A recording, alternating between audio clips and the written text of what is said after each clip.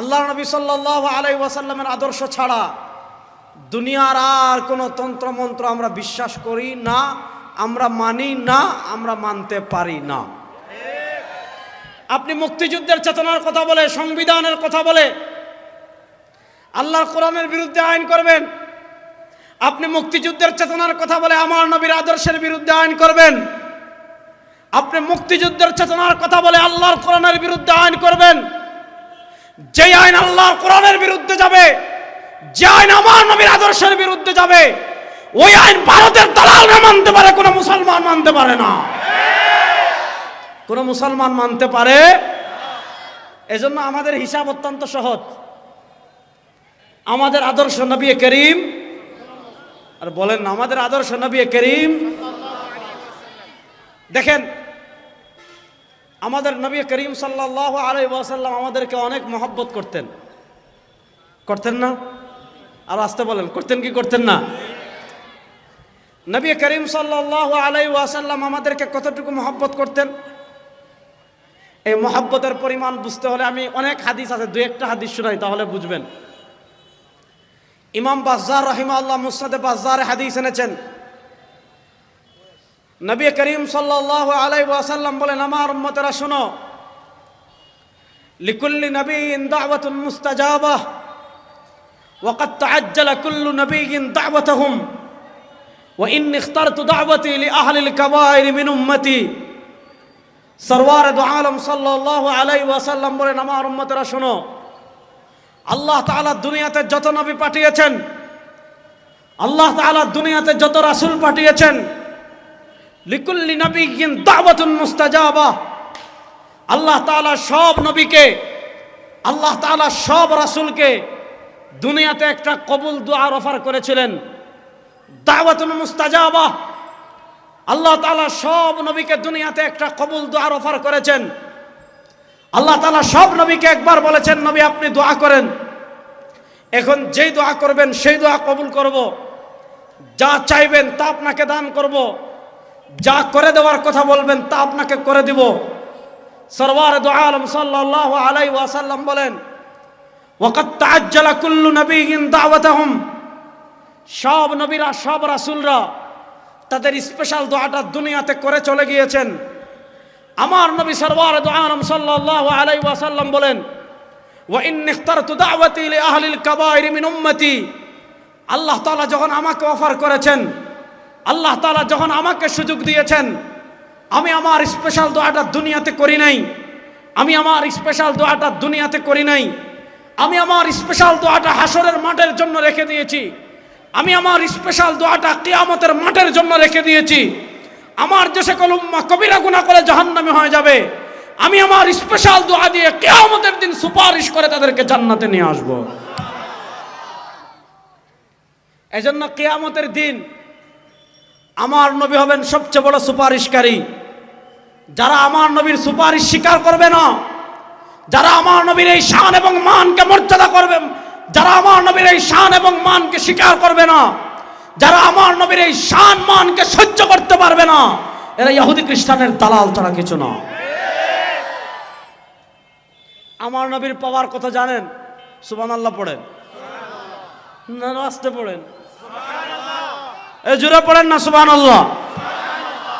নবী করিম সাল্লাল্লাহু আলাইহি ওয়াসাল্লাম দুনিয়া থেকে বিদায় নেওয়ার আগে আমাদেরকে বলে গিয়েছেন, এই আমার উম্মাহ, আমার রক্তমাখা ইসলাম তোদের কাছে রেখে যাচ্ছি, আমার দান শহীদ করা আদর্শ তোদের কাছে রেখে যাচ্ছি, আমার শরীরের ঘাম পানি করা আদর্শ তোমাদের কাছে রেখে যাচ্ছি।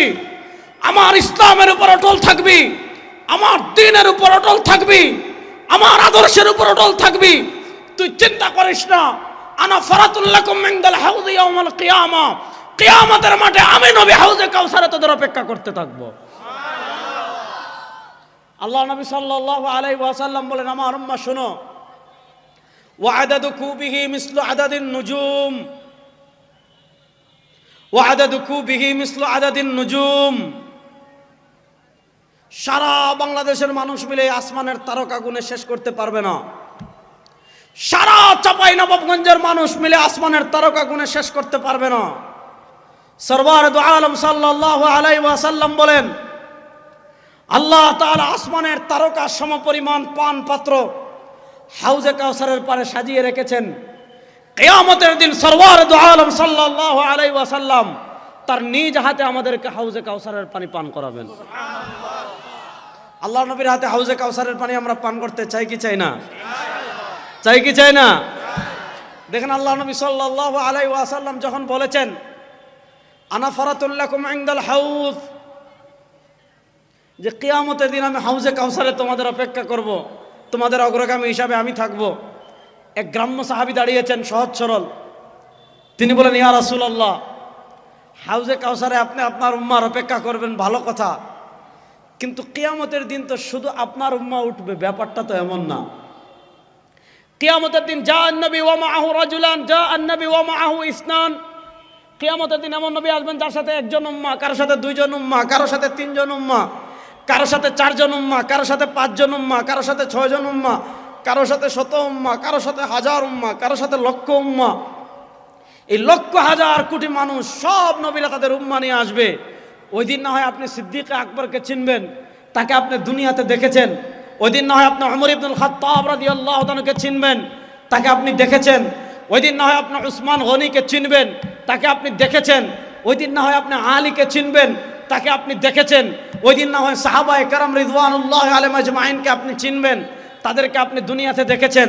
ওই দিন না হয় সাহাবায়ে কেরাম আপনাকে চিনবে, তারা আপনাকে দুনিয়াতে দেখেছে। কিন্তু ইয়া রাসূলুল্লাহ, আপনার যে উম্মাহ 1400 বছর পর চাঁপাইনবাবগঞ্জ এসেছে, আপনার যে উম্মাহ 1400 বছর পর রাজশাহীতে এসেছে, আপনার যে উম্মাহ 1400 বছর পর বাংলাদেশে এসেছে, ইয়া রাসূলুল্লাহ, সেও আপনার দিন বিজয়ের স্বপ্ন দেখত, সেও আপনার আলাউ কালিমাতিল্লাহ, আল্লাহর জমিনে আল্লাহর দিন প্রতিষ্ঠার সংগ্রাম করত, আপনার ইজ্জত এবং আপনার হেফাজতের জন্য জীবন দেওয়ার জন্য প্রস্তুত ছিল।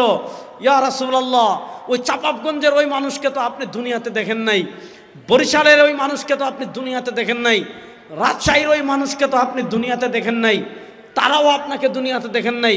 ইয়া রাসূলুল্লাহ, হাসর মাঠের ওই লক্ষ কোটি মানুষের মধ্যে আপনার 1400 বছর পরে আপনার যে উম্মা চাঁপাইনবাবগঞ্জ এসেছে, তাকে আপনি কেমনে চিনবেন যে ওইটা আপনার উম্মা? সুবহানাল্লাহ বলেন। আল্লাহ নবী সাল্লাল্লাহু আলাইহি ওয়াসাল্লাম জবাব দিচ্ছেন, সহিহ বুখারীতে বর্ণনা এসেছে, আরাআইতা লাউ আন্না রাজুলান লাহু ফারাসুন গুররুম মুহাজ্জালুন বাইনা দুহমিন ওয়া বুহমিন, আরাআইতা লাউ আন্না রাজুলান লাহু ফারাসুন গুররুম মুহাজ্জালুন বাইনা দুহমিন ওয়া বুহমিন। আমার উম্মাহ শুনো, আমার উম্মাহকে হাসরের মাঠে কেমনে চিনবো জানো? আরাআইতা আখবিরনি, তোমরা আমাকে বলো, লাউ আন্না রাজুলান লাহু ফারাসুন গুররুম মুহাজ্জালুন বাইনা দুহমিন ওয়া বুহমিন, এক ব্যক্তির এখানে 1 লাখ লাল ঘোড়া আছে, আরেক ব্যক্তির এই পাশে 1 লাখ কালো ঘোড়া আছে। 1 লাখ লাল ঘোড়া আর আরেক লাখ কালো ঘোড়া।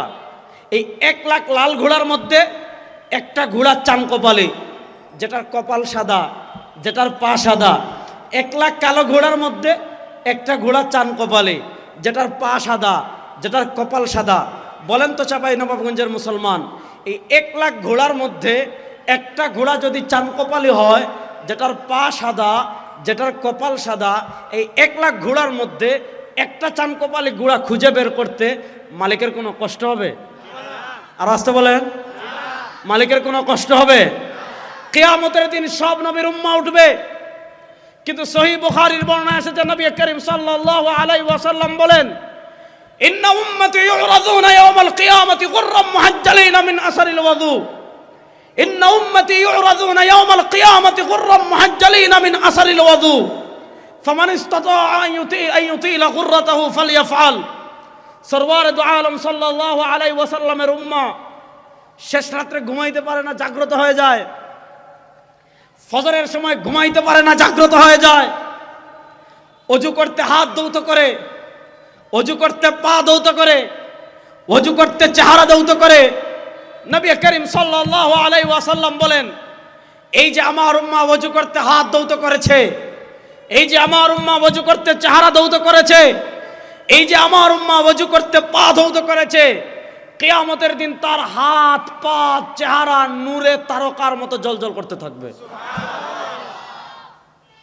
আল্লাহ নবী সাল্লাল্লাহু আলাইহি ওয়াসাল্লাম দেখবেন, যার হাত জ্বলজ্বল করে, যার পা জ্বলজ্বল করে, যার চেহারা জ্বলজ্বল করে, নবী করিম সাল্লাল্লাহু আলাইহি ওয়াসাল্লাম চিনে ফেলবেন এটা সুলাইমানের উম্মাহ হতে পারে না, এটা দাউদের উম্মাহ হতে পারে না, এটা নূহের উম্মাহ হতে পারে না, এটা মূসার উম্মাহ হতে পারে না, এটা ঈসার উম্মাহ হতে পারে না। সরওয়ার দু আলম সাল্লাল্লাহু আলাইহি ওয়াসাল্লাম চিনে ফেলবেন এটা তার ইতিম উম্মত। ফেরেশতাদেরকে দিয়ে ডাক দিয়ে না নিজের হাতে হাউজে কাউসারের পানি পান করাই দিবেন। আজকে আপনি সেকুলারিজমের নেতা মানেন, আজকে আপনি ধর্মনিরপেক্ষতার ধ্বজাধারীদেরকে আপনার নেতা মানেন, আজকে জাতীয়তাবাদের ধ্বজাধারীদেরকে আপনার নেতা মানেন, আজকে গণতন্ত্রের আব্রাহাম লিঙ্কনকে আপনারা নেতা মানেন। পৃথিবীর কোন তন্ত্রমন্ত্রের কোন ধ্বজাধারী আমাদের নেতা হতে পারে না। তোমার নেতা তোমাকে কবরে মনে রাখবে দূরের কথা, তোমার নেতা তোমাকে হাসরে মনে রাখবে দূরের কথা, তোমার নেতা কিয়ামতের দিন তোমাকে সুপারিশ করবে দূরের কথা। আরে তোমাদের নেতারা দেশে তোমাদেরকে বিপদে রেখে বিদেশে পালিয়ে যাও। সুতরাং মুসলমান যারা লা ইলাহা ইল্লাল্লাহ মুহাম্মাদুর রাসূলুল্লাহ যারা বিশ্বাস করবেন, আমাদের নেতা গণতন্ত্রের লিডার হতে পারে না, আমাদের নেতা ধর্মনিরপেক্ষতায় বিশ্বাসী কেউ হতে পারে না, আমাদের নেতা জাতীয়তাবাদে বিশ্বাসী কেউ হতে পারে না, আমাদের নেতা ভারত হতে পারে না, আমেরিকা হতে পারে না, চীন হতে পারে না, রাশিয়া হতে পারে না। একমাত্র বিশ্বনবী মুস্তাফা আমাদের নেতা, এর বাইরে কাউকে আমরা নেতা মানি না।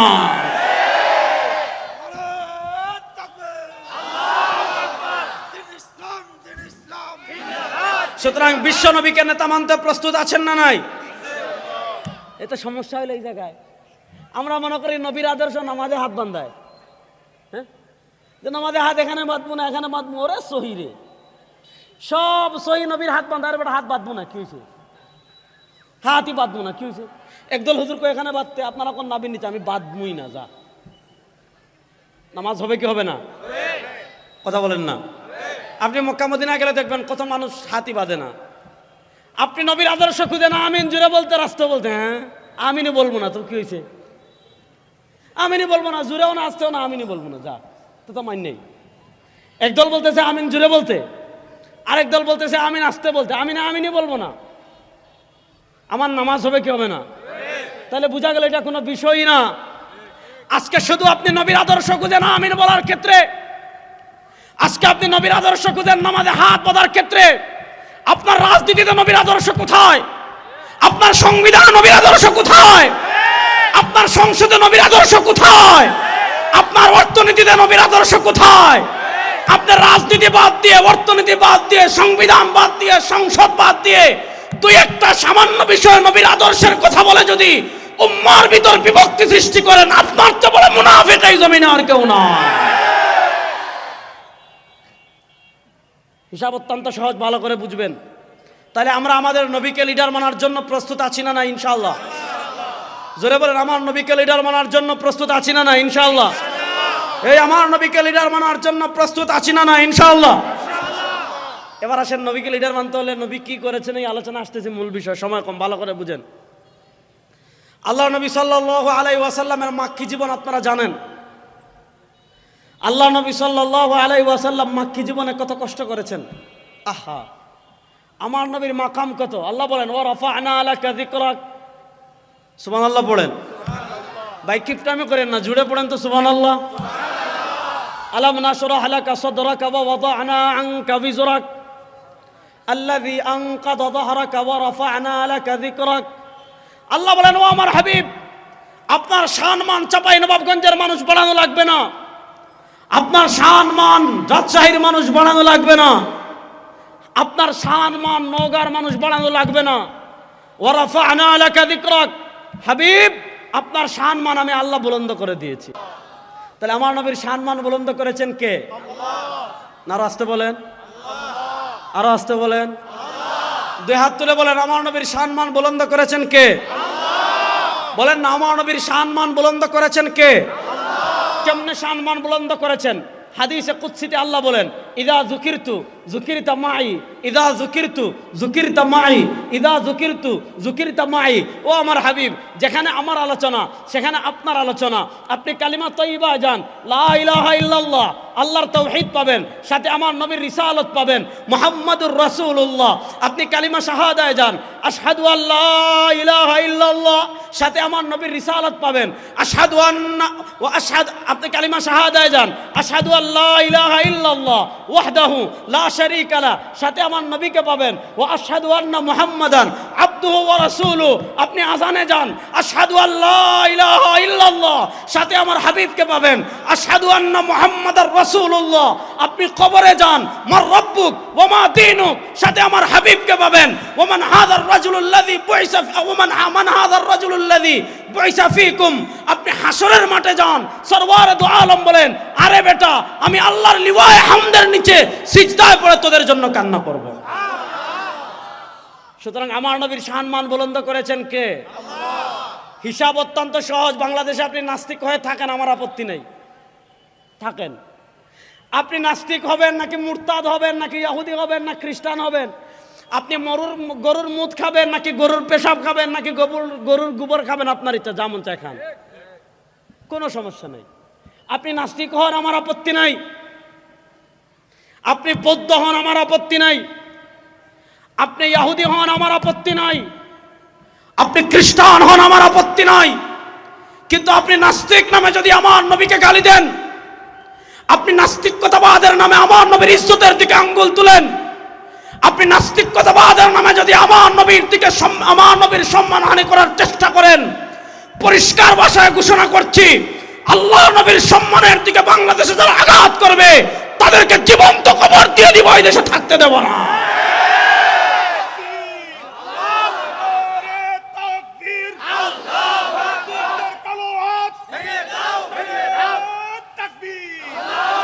তাহলে আমার নবীর সম্মান বুলন্দ করেছেন কে?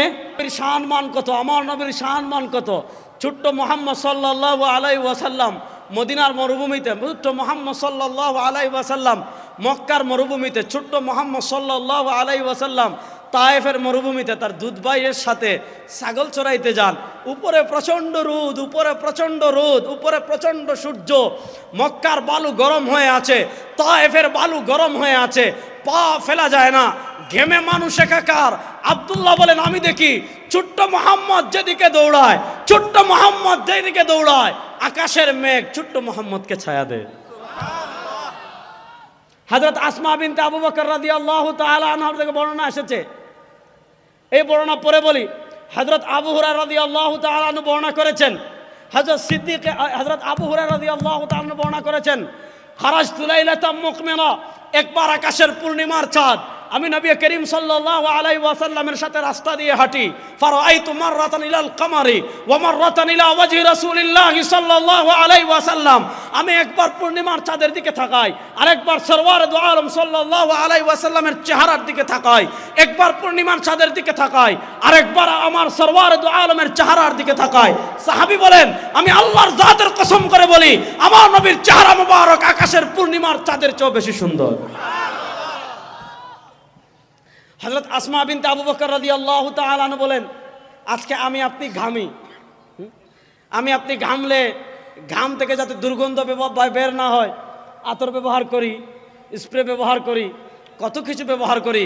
হযরত আসমা বিনতে আবু বকর রাদিয়াল্লাহু তাআলা আনহা বলেন, আমরা অপেক্ষা করতাম কখন নবী করিম সাল্লাল্লাহু আলাইহি ওয়াসাল্লাম একটু ঘামবেন। আল্লাহ নবী সাল্লাল্লাহু আলাইহি ওয়াসাল্লাম ঘামলে নবী করিম সাল্লাল্লাহু আলাইহি ওয়াসাল্লামের ঘাম মুবারক সাহাবা একরাম শিশিতে সংরক্ষণ করে রাখতেন। হযরত আসমা বিনতে আবু বকর রাদিয়াল্লাহু তাআলা বর্ণনা ইমাম তিরমিজি রাহিমাহুল্লাহ শামাইলুল মুহাম্মাদিয়াতে এনেছেন। হযরত আসমা রাদিয়াল্লাহু তাআলা বলেন, আমার কাছে নবী করিম সাল্লাল্লাহু আলাইহি ওয়াসাল্লামের একটা ঘাম মুবারক ছিল।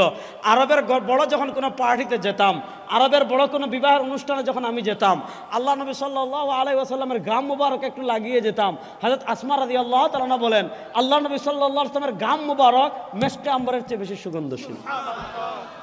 সেই নবীর উম্মত হয়ে আমরা খুশি না বেজার? বলেন, সেই নবীর উম্মত হয়ে আপনি খুশি না বেজার? সেই নবী ইসলামের জন্য কত কষ্ট করেছেন আপনি জানেন? নবী করিম সাল্লাল্লাহু আলাইহি ওয়াসাল্লাম কত জুলুম, কত অত্যাচার সহ্য করেছেন।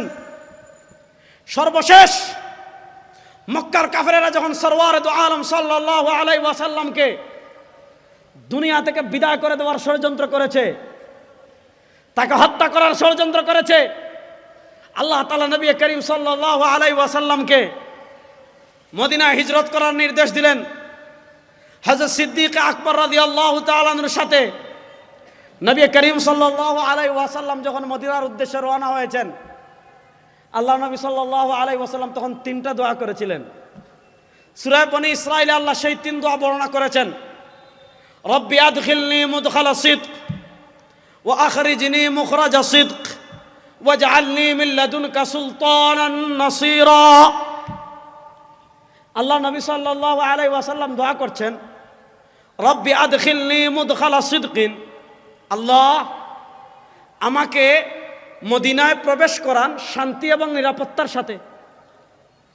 ও আখরিজনি মুখরাজা সিদক, আমাকে মক্কা থেকে বের করান শান্তি এবং নিরাপত্তার সাথে। এই দোয়াটা খুবই কমন দোয়া। আমি যখন ঢাকা থেকে চাঁপাইনবাবগঞ্জের উদ্দেশ্যে রওনা হয়েছি, গত 2 সপ্তাহ আগে আমি সৈয়দপুর থেকে ঢাকা যাওয়ার সময় বিমান ঝড়ের কবলে পড়ে গেছিল, প্রচণ্ড আছাড় দিছে। আমি মনে করেছিলাম যে শেষ, যার কারণে অনেক ভয় পাইছিলাম। আজকে যখন বিমানে উঠি, মোটামুটি দোয়া দুরুদ যা আছে সব পড়ে উঠছি যে আল্লাহ নিরাপদে পৌঁছান, নিরাপদে নামান। তো স্বাভাবিক, নবী করিম সাল্লাল্লাহু আলাইহি ওয়াসাল্লাম মক্কা থেকে মদিনায় যাচ্ছেন, 2টা দোয়া খুবই কমন দোয়া, যে আল্লাহ নিরাপদে প্রবেশ করান ও আখরিজনি মুখরাজা সিদক, নিরাপদ এবং শান্তিতে মক্কা থেকে বের করান। আর আরেকটা দোয়া করেছেন, মনোযোগ, আজকে খালি আপনি ইসলামে হাত বান্ধা পান,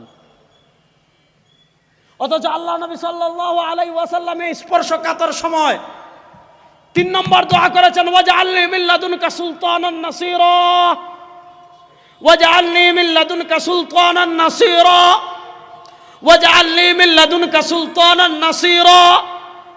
আল্লাহ আপনার পক্ষ থেকে আমাকে সাহায্যকারী ক্ষমতা দান করেন, পাওয়ার। আল্লাহ আপনার পক্ষ থেকে আমাকে ক্ষমতা দান করেন, পাওয়ার দান করেন, ভূখণ্ড দান করেন।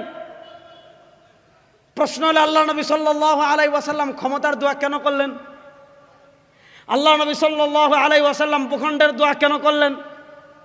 তাফসীর ইবনে কাসির খুলেন, তাফসীর ইবনে জারীর তাবারি খুলেন।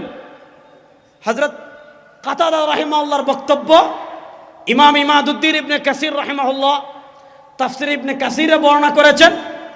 ইমাম ইবনে জারীর তাবারি রাহিমাহুল্লাহ তাফসীর ইবনে জারীর তাবারিতে বর্ণনা করেছেন। আল্লাহ নবী সাল্লাল্লাহু আলাইহি ওয়াসাল্লাম সুলতান, ক্ষমতা, পাওয়ার, এটার দোয়া কেন করলেন? এজন্য করেছেন, লিইকামাতি দীনিল্লাহ ওয়া লিইকামাতি ফারাইদিল্লাহ ওয়া লিইকামাতি হুদুদিল্লাহ। আল্লাহ নবী সাল্লাল্লাহু আলাইহি ওয়াসাল্লাম মক্কায় 13 বছর পার করেছেন। 13 বছর পার করার পর তিনি উপলব্ধি করেছেন, আল্লাহ তাকে যে দ্বীন দান করেছেন, আল্লাহ তাকে যে ফরজ বিধানাবলী দান করেছেন, আল্লাহ তাকে যে হুদুদাত দান করেছেন, এগুলা যদি বাস্তবায়ন করতে হয়, পুরা দিন যদি বাস্তবায়ন করতে হয়, ইসলামী শরিয়ার সব ফরজ বিধানাবলী যদি বাস্তবায়ন করতে হয়, আল্লাহ তাআলা তাকে যে হুদুদাত দিয়েছেন, এগুলা যদি বাস্তবায়ন করতে হয়, তাহলে মক্কায় কেন পারেন নাই? মক্কায় এজন্য পারেন নাই, আল্লাহ নবী সাল্লাল্লাহু আলাইহি ওয়াসাল্লামের ক্ষমতা ছিল না, আল্লাহ নবী সাল্লাল্লাহু আলাইহি ওয়াসাল্লামের ভূখণ্ড ছিল না। আল্লাহ নবী সাল্লাল্লাহু আলাইহি ওয়াসাল্লাম বুঝেছিলেন, যদি পুরা দিন বাস্তবায়ন করতে হয়, পুরা শরিয়া বাস্তবায়ন করতে হয়, ইসলামী শরিয়ার সব ফরজ বিধানাবলী বাস্তবায়ন করতে হয়, আল্লাহ তাকে যে হদ দিয়েছেন এগুলা যদি বাস্তবায়ন করতে হয়, ক্ষমতা লাগবে, সুলতান লাগবে।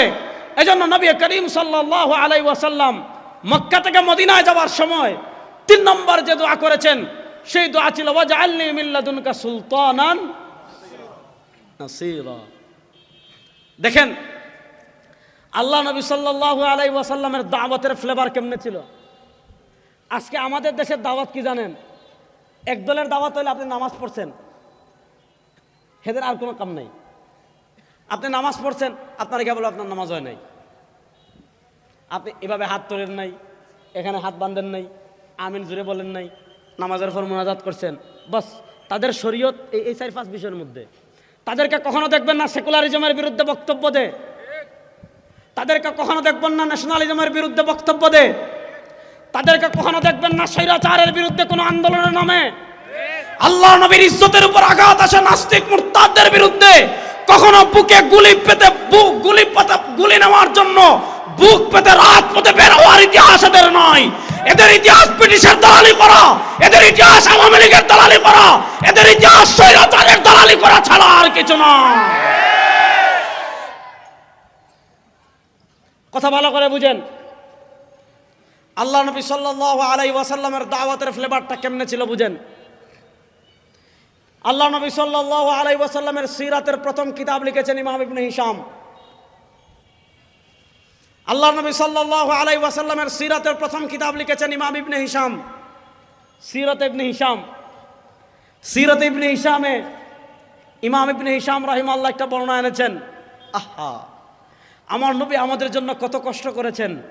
দিন নাই, রাত নাই, সকাল নাই, বিকাল নাই, সন্ধ্যা নাই, খাওয়া নাই, ঘুম নাই, শুধু এক স্লোগান আমাদেরকে শিখিয়েছেন, ইয়া আইয়ুহান নাস কুলু লা ইলাহা ইল্লাল্লাহ। রাস্তা কোন আর রাস্তা কোন জয় বাংলা কইলে তো 20 কিলোমিটার দূর থেকে শোনা যাইতো, ঠিক না বেটি? অমুকের সৈনিক এটা বললে তো 5 কিলোমিটার দূর থেকে শোনা যেত, লা ইলাহা ইল্লাল্লাহ যত পারে নাস্তে কোন। আমার নবীর স্লোগান একটা শিখিয়েছেন, ইয়া আইয়ুহান নাস কুলু লা ইলাহা ইল্লাল্লাহ। এই দুই হাত তুলে বলেন লা ইলাহা ইল্লাল্লাহ, লা ইলাহা ইল্লাল্লাহ। এই স্লোগান আল্লাহ নবী সাল্লাল্লাহু আলাইহি ওয়াসাল্লাম ছড়াই দিয়েছেন। আল্লাহ তাআলার মায়া লেগে গেছে যে দিন নাই, রাত নাই, সকাল নাই, সন্ধ্যা নাই, খাওয়া নাই, নাওয়া নাই, গোসল নাই, ঘুম নাই, খালি মানুষের ধারে ধারে ঘুরে এক স্লোগান লা ইলাহা ইল্লাল্লাহ। বলে না শুধু এক স্লোগান লা ইলাহা ইল্লাল্লাহ।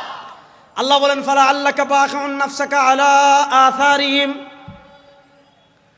আল্লাহ বলেন ফালা আল্লাকা বাখিউন নাফসাকা আলা আথারিহিম ইল্লাম ইউমিনু বিহাযাল হাদিস আসাফা।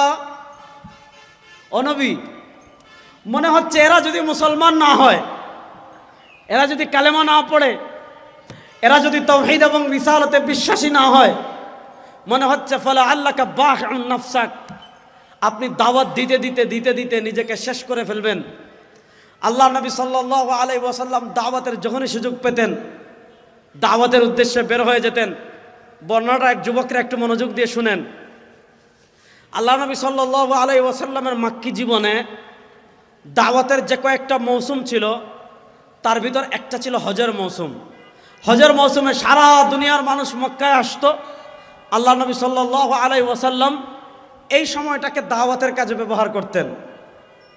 আল্লাহ নবী সাল্লাল্লাহু আলাইহি ওয়াসাল্লাম খবর পেয়েছেন, মনোযোগ, আল্লাহ নবী সাল্লাল্লাহু আলাইহি ওয়াসাল্লাম খবর পেয়েছেন, মনোযোগ, সাল্লাল্লাহু আলাইহি ওয়াসাল্লাম খবর পেয়েছেন মদিনা থেকে একটা কাফেলা আসতেছে। আল্লাহ নবী সাল্লাল্লাহু আলাইহি ওয়াসাল্লাম রাস্তায় দাঁড়িয়ে গিয়েছেন।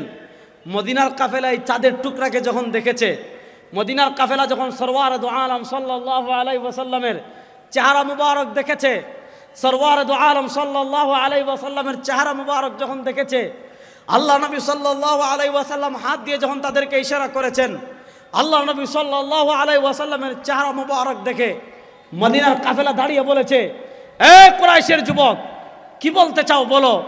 আল্লাহ নবী সাল্লাল্লাহু আলাইহি ওয়াসাল্লাম ইয়া আইয়ুহান নাস কুলু লা ইলাহা ইল্লাল্লাহ বলে যখন তাওহীদের দাওয়াত দেওয়া শুরু করেছেন, মক্কা বা মদিনাবাসীদের অন্তর থেকে শিরিক কুফরের দুর্গ ভেঙ্গে চুরমার হয়ে ঈমানের হেদায়েত প্রবেশ করা শুরু করেছে। আল্লাহ নবী সাল্লাল্লাহু আলাইহি ওয়াসাল্লাম যখন দাওয়াত দেওয়া শেষ করেছেন, আল্লাহ নবী সাল্লাল্লাহু আলাইহি ওয়াসাল্লাম থেমে গিয়েছেন। ফাকামা শাইখাম মিনাল মদিনা, মদিনার কাফেলা থেকে একজন মুরব্বী দাঁড়িয়ে গিয়েছেন। মদিনার কাফেলা থেকে একজন বয়স্ক লিডার দাঁড়িয়ে গিয়েছেন। মদিনার কাফেলা থেকে একজন বয়স্ক লিডার দাঁড়িয়ে পুরো মদিনাবাসীকে উদ্দেশ্য করে বলেন, ও মদিনাবাসী শুনো, ওয়াল্লাহি লাউ কাবিলতু হাযাল ফাতা মিন কুরাইশ, ওয়াল্লাহি লাউ কাবিলতু হাযাল ফাতা মিন কুরাইশ। ও মদিনাবাসী শুনো, কুরাইশের এই যুবক যে আদর্শের দিকে আমাদেরকে দাওয়াত দিচ্ছে, কুরাইশের এই যুবক যে আদর্শের দিকে আমাদেরকে দাওয়াত দিচ্ছে, কুরাইশের এই যুবক যে মতবাদের দিকে আমাদেরকে দাওয়াত দিচ্ছে, কুরাইশের এই যুবক যে ইজমের দিকে আমাদেরকে দাওয়াত দিচ্ছে, আল্লাহু লাউ কাবিলতু হাদাল ফাতা মিন কুরাইশ, কুরাইশের এই যুবকের দাওয়াত যদি আমরা কবুল করি, কুরাইশের যুবক যে আদর্শের দিকে যদি আমরা দাওয়াত দিচ্ছে, ওই আদর্শ যদি আমরা কবুল করি, লা আকালতুল আরব, তাহলে পুরা আরবের নেতৃত্ব আমাদের হাতে চলে আসবে। এই বর্ণনাটা আমি কেন বললাম? এই বর্ণনাটা আমি এজন্য বললাম যে আল্লাহ নবী সাল্লাল্লাহু আলাইহি ওয়াসাল্লামের মাক্কি জীবনেও তার দাওয়াতের ভাষাটা এমন ছিল, তার দাওয়াতের ফ্লেভারটা এমন ছিল যে তার দাওয়াত থেকেই মদিনাবাসী বুঝে ফেলে গিয়েছে যে এই আদর্শ গ্রহণ করলে এই আদর্শকে পরাজিত করবে পৃথিবীতে এমন কোনো শক্তি নাই। এই আদর্শকে পরাজিত করবে পৃথিবীতে এমন কোনো শক্তি। তাহলে বলেন রাষ্ট্রে ইসলাম প্রতিষ্ঠা হোক, এটা ইসলামে আছে না নাই? কথা বলেন, আছে না নাই? এবার মুসনাদে আহমদের একটা হাদিস শোনাই। ইমাম আহমদ ইবনে হাম্বল রাহিমাহুল্লাহ, আপনারা বিরক্ত হচ্ছেন? ওয়াজ কিন্তু এখনো শুরু হয় নাই, ভালো করে বুঝেন। ইমাম আহমদ ইবনে হাম্বল রাহিমাহুল্লাহ মুসনাদে আহমদ ইবনে হাম্বল একটা বর্ণনা এনেছেন হযরত আবু উমামা বাহিলি রাদিয়াল্লাহু তাআলা থেকে হাদিস। একাধিক মুহাদ্দিস এই হাদিসকে সহিহ বলেছেন, একাধিক মুহাদ্দিস। নবী করিম সাল্লাল্লাহু আলাইহি ওয়াসাল্লাম বলেন, লাতুন কাযান্না উরাল ইসলাম উরওয়াতান উরওয়া ইদান তাকাযাত মিনহা উরওয়া তাশাব্বাসান নাস বিল্লাতি তালিহা আউয়ালুহুম নাকদান আল হুকম ওয়া আখিরুহুম নাকদান আস-সালাহ। নবী করিম সাল্লাল্লাহু আলাইহি ওয়াসাল্লাম বলেন, আমার উম্মতেরা শোনো, এই উম্মার উপর এমন একটা সময় আসবে, এই উম্মার উপর এমন একটা কাল আসবে, এই উম্মার উপর এমন একটা যুগ আসবে, লাতুন কাযান্না উরাল ইসলাম উরওয়াতান উরওয়া, ইসলামের স্তম্ভ একটা একটা একটা একটা করে ভেঙে ফেলা হবে। এখানে আপনারা প্যান্ডেল স্টেজ করেছেন, একটা, দুইটা, তিনটা, চারটা স্তম্ভ আছে। এখানে চেয়ার একটা, দুইটা, তিনটা, চারটা, চারটা হাতল আছে। আপনি একটা খুঁটি তুলে ফেললে প্যান্ডেল এদিকে কাত হয়ে যাবে, আরেকটা ভেঙে ফেললে প্যান্ডেল ভেঙে পড়ে যাবে, আরেকটা খুললে প্যান্ডেলের 3 ভাগের 1 ভাগ ভেঙে যাবে। এইটা খুললে আর প্যান্ডেলই থাকবে না। চেয়ারের 4টা হাতলের ভিতর একটা হাতল যদি ভেঙে যায়, চেয়ার থাকবে মাগার এই চেয়ারে আপনি আর বসতে পারবেন না। তো নবী করিম সাল্লাল্লাহু আলাইহি ওয়াসাল্লাম বলেন, একটা স্টেজ করতে যেমন 4টা খুঁটির উপর স্টেজ দাঁড়িয়ে আছে, একটা চেয়ার যেমন 4টা হাতলের উপর দাঁড়িয়ে আছে। নবী করিম সাল্লাল্লাহু আলাইহি ওয়াসাল্লাম বলেন, ইসলাম অনেকগুলো স্তম্ভের উপর দাঁড়িয়ে আছে, ইসলাম অনেকগুলো খুঁটির উপর দাঁড়িয়ে আছে, ইসলাম অনেকগুলো হাতলের উপর দাঁড়িয়ে আছে। নবী করিম সাল্লাল্লাহু আলাইহি ওয়াসাল্লাম বলেন, এই উম্মার উপর একটা সময় এমন আসবে, এই উম্মার উপর একটা কাল এমন আসবে, এই উম্মার উপর একটা যুগ এমন আসবে, লাতুন কাযান্না উরাল ইসলাম উরওয়াতান উরওয়া, ইসলামের স্তম্ভ, ইসলামের হাতল একটা একটা একটা একটা করে ভেঙে ফেলা হবে। ইদান তাকাযাত মিনহা উরওয়া তাশাব্বাসান নাস বিল্লাতি তালিহা, একটা ভাঙবে মানুষ আরেকটা ধরবে, আরেকটা ভাঙবে মানুষ আরেকটা ধরবে, আরেকটা ভাঙবে মানুষ আরেকটা ধরবে।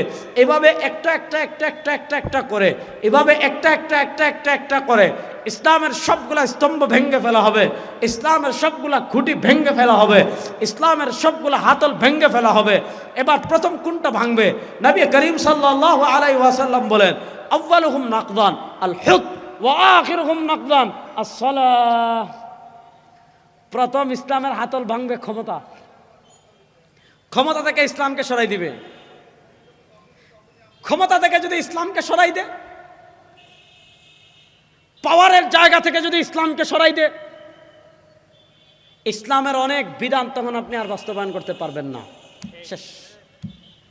প্রথম হাতল ভাঙবে ক্ষমতা থেকে ইসলামকে সরাবে, ওয়া আখিরুহুম নাকদান আস-সালাহ, আর সর্বশেষ হাতল ভাঙবে নামাজ। আল্লাহ নবী সাল্লাল্লাহু আলাইহি ওয়াসাল্লাম 1400 বছর আগে বলেছেন রাষ্ট্র ক্ষমতা ইসলাম থাকবে না। সেই 1400 বছর আগের বলার বাস্তবতা আজকে আমাদের সমাজে কেমনে ঢুকছে আমি একটু গভীর আলাপ করি, মনোযোগ দিয়ে শুনবেন তো ইনশাআল্লাহ। দেখেন, ইসলামের দুশমনের সাথে আমাদের লড়াই 2 প্রকারের। ইসলামের শত্রুদের সাথে আমাদের যুদ্ধ 2 প্রকারের। এক প্রকারের যুদ্ধ অস্ত্রের যুদ্ধ, তরবারির যুদ্ধ। এই তরবারির যুদ্ধে 1400 বছরের কখনো তারা আমাদের সাথে পারে নাই, এখনো পারছে না, কিয়ামত পর্যন্ত পারবে না ইনশাআল্লাহ। বলেন না ইনশাআল্লাহ? আপনি দেখেন এখন তো মুসলমানদের এত শক্তিশালী কোনো দেশও নাই, মুসলমানদের কোনো জাতিসংঘ নাই, মুসলমানদের পক্ষে কথা বলার মতো কোনো শক্তি নাই। কিন্তু তারপরও পৃথিবীতে যত কয়েকটা যুদ্ধ হচ্ছে, আফগানিস্তানে আমাদেরকে পরাজিত করতে পারে নাই, সিরিয়ায় আমাদেরকে পরাজিত করতে পারে নাই, ইরাকে আমাদেরকে পরাজিত করতে পারে নাই। ইনশাআল্লাহ রব্বুল কাবার কসম করে বলি, আল্লাহর জাত ও ইজ্জতের কসম করে বলি, ইনশাআল্লাহ ফিলিস্তিনও আমাদেরকে পরাজিত করতে পারবে না। ইনশাআল্লাহ বলেন। গত সপ্তাহে একটা খেলা হয়েছে টি-20, মনে আছে নি? ভারত পাকিস্তান হয় নাই? তারা মনে করেছিল ভারতের কি অহংকার, পারছে? কথা বলেন, পারছে? এই যুবকরা, আপনাদেরকে স্পষ্ট পয়গাম দিতে চাই, আপনাদেরকে স্পষ্ট বার্তা দিতে চাই। এই আধিপত্যবাদী হিন্দু শক্তি যদি, এই আধিপত্যবাদী ভারত যদি, এই আধিপত্যবাদী গরুর মুখখুর গোষ্ঠী যদি আমার এই 56,000 বর্গ মাইলের মানচিত্রের দিকে হাত বাড়ায়, এই মুসলমানদের আবাস ভূমির দিকে হাত বাড়ায়, ভারতের কালো হাত ভেঙে চুরে টুকরা টুকরা করে দেওয়ার জন্য প্রস্তুত আছেন না নয়?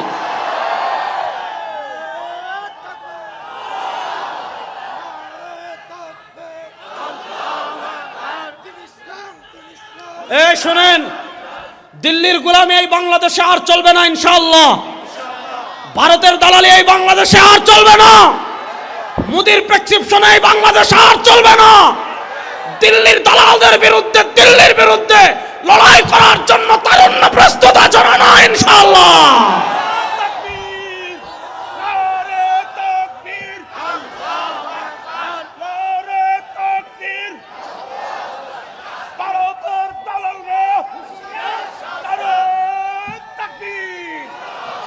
ওমারে মা, দেখবেন ভারতের এই গরুর মুখ যারা খায় তারা কি বলে, বাংলাদেশ থাকবে না। বাংলাদেশ থাকবে ইনশাআল্লাহ বলেন। বাংলাদেশ থাকবে, বাংলাদেশ নিয়ে বাড়াবাড়ি করবেন। আমার নবী 1400 বছর আগে ভবিষ্যৎবাণী করে গিয়েছেন, ইসাবাতান মিন উম্মতি আহরাজাহুমুল্লাহু মিনান নার।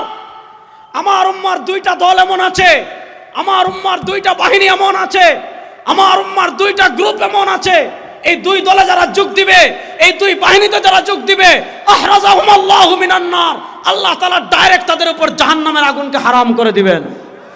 এই দুই দলের এক দল হলো ইসাবাতুন তাগজু ফিল হিন্দি, হিন্দুস্তানের আধিপত্যবাদী শক্তির বিরুদ্ধে যারা লড়াই করবে, আল্লাহ তাআলা তাদের উপর জাহান্নামের আগুনকে হারাম করে দিবেন। আমরা পৃথিবীর কোনো সুপার পাওয়ারকে ভয় পাই না, আমরা পৃথিবীর কোনো আধিপত্যবাদকে ভয় পাই না। 1400 বছর আমরা আধিপত্যবাদের বিরুদ্ধে লড়াই করেছি, পৃথিবীর সব সুপার পাওয়ারের বিরুদ্ধে লড়াই করেছি, মক্কার কাফেরদের বিরুদ্ধে লড়াই করেছি, মদিনার মুনাফিকদের বিরুদ্ধে লড়াই করেছি, কিসরার বিরুদ্ধে লড়াই করেছি, কায়সারের বিরুদ্ধে লড়াই করেছি, রোমানদের বিরুদ্ধে লড়াই করেছি, বাইজেন্টাইনদের বিরুদ্ধে লড়াই করেছি, তাতারদের বিরুদ্ধে লড়াই করেছি, মঙ্গলদের বিরুদ্ধে লড়াই করেছি, ক্রুসেডারদের বিরুদ্ধে লড়াই করেছি। ভারতের সাথে লড়াই করার জন্য আমরা প্রস্তুত আছি ইনশাআল্লাহ।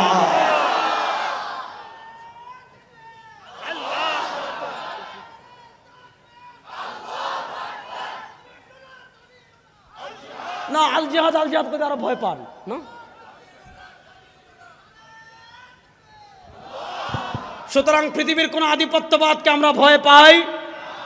মন্দির ভাই আসছে মানে আমার সিগন্যাল শেষ, ঠিক না বেটি? 5 মিনিটের ভিতর শেষ করতে হবে নাকি? আচ্ছা, 5 মিনিটে আমি বলেছি এই দুই যুদ্ধ হইল দুই প্রকার। এক প্রকার যুদ্ধ হইল অস্ত্রের যুদ্ধ, অস্ত্রের যুদ্ধ তো আমাদের সাথে পারে না। এখন বলছে তাহলে আরেকটা যুদ্ধ হবে, মগজের যুদ্ধ, চিন্তার যুদ্ধ। এই যুদ্ধ কেমনে করেছে জানেন? আমাদের মধ্যে ঢুকাই দিছে সেকুলারিজম, ধর্মনিরপেক্ষতা। এই ধর্মনিরপেক্ষতার উপর 5 মিনিট আলাপ দিয়ে আমি শেষ করবো ইনশাল্লাহ। ধর্মনিরপেক্ষতা কি? আসেন, হিন্দু ধর্ম কি, খ্রিস্ট ধর্ম কি, তারপর আমাদের ধর্ম কি, এইটা বলে আমি শেষ করব। হিন্দু ধর্ম কি? যখন পূজার সময় আসবে আপনি পূজা করবেন, 3-4 দিন পূজা করবেন, মূর্তি বানাবেন, প্রসাদ খাবেন, তারপর নেচে নেচে নেচে একদিন গিয়ে নদীতে মূর্তি ফেলাই দিবেন, আপনি হিন্দু। এখন তাকে জিজ্ঞাসা করেন সে হাঁটবে কিভাবে? তার ধর্ম মাথা কামায় না ভাই, যেভাবে মন চায় হাঁট। খাবে কিভাবে? তার ধর্ম মাথা কামায় না, যেভাবে মন চায় যা মন চায় খা। ঘুমাবে কিভাবে? তার ধর্ম মাথা কামায় না, যেভাবে মন চায় ঘুমা। বাথরুমে যাবে কেমনে, বের হবে কেমনে, তার ধর্ম মাথা কামায় না, যেভাবে মন চায় যা, যেভাবে মন চায় বের হ। পরিবার চালাবে কেমনে, তার ধর্ম মাথা কামায় না, যেভাবে মন চায় চালা। ব্যবসা করবে কেমনে, তার ধর্ম মাথা কামায় না, যেভাবে মন চায় কর। রাজনীতি করবে কেমনে, তার ধর্ম মাথা কামায় না, যেভাবে মন চায় রাজনীতি কর। রাষ্ট্র চালাবে কেমনে, তার ধর্ম মাথা কামায় না, যেভাবে মন চায় চালা। সংসদ চালাবে কেমনে, তার ধর্ম মাথা কামায় না, যেভাবে মন চায় চালা। বিচার ব্যবস্থা চালাবে কেমনে, তার ধর্ম মাথা কামায় না, যেভাবে মন চায় চালা। অর্থনীতি চালাবে কেমনে, তার ধর্ম মাথা কামায় না, যেভাবে মন চায় চালা।